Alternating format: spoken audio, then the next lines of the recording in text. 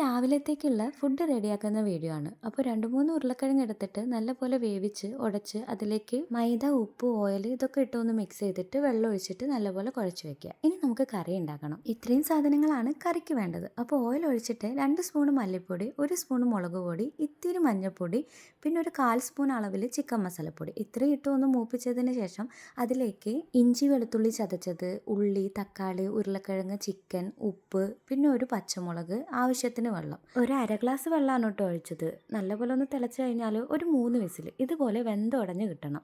അപ്പോൾ കുറച്ച് വെള്ളം കുറവായതുകൊണ്ട് ഒരു 1/2 ഗ്ലാസ് കൂടി ചൂടുവെള്ളം ഒഴിച്ചിട്ടുണ്ട്. എരിവ് ഇത്തിരി കുറഞ്ഞതുകൊണ്ട് ആവശ്യത്തിന് കുരുമുളക് പൊടി ഇട്ടിട്ട് മല്ലിയില ഇട്ടപ്പോൾ കറി റെഡിയായി. ഈ ചപ്പാത്തിക്കൊക്കെ പരത്തുന്ന പോലെ പരത്തിയിട്ട് അത് ചുട്ടെടുത്തിട്ടുണ്ട്. ഇത് ആദ്യമായിട്ടാണ് ഇവിടെ ട്രൈ ചെയ്ത് നോക്കണേ. നല്ല ടേസ്റ്റ് ഉണ്ട്, എല്ലാവർക്കും ഇഷ്ടമായിട്ടോ. പിന്നെ ഇതിൻ്റെ പേരും കാര്യങ്ങളൊക്കെ ഞാൻ തന്നെ കണ്ടുപിടിച്ചതാണ്. അപ്പോൾ എല്ലാവരും ഒന്ന് ട്രൈ ചെയ്ത് നോക്കൂ. ഇന്നത്തെ വീഡിയോ ഇത്രയേ ഉള്ളൂ.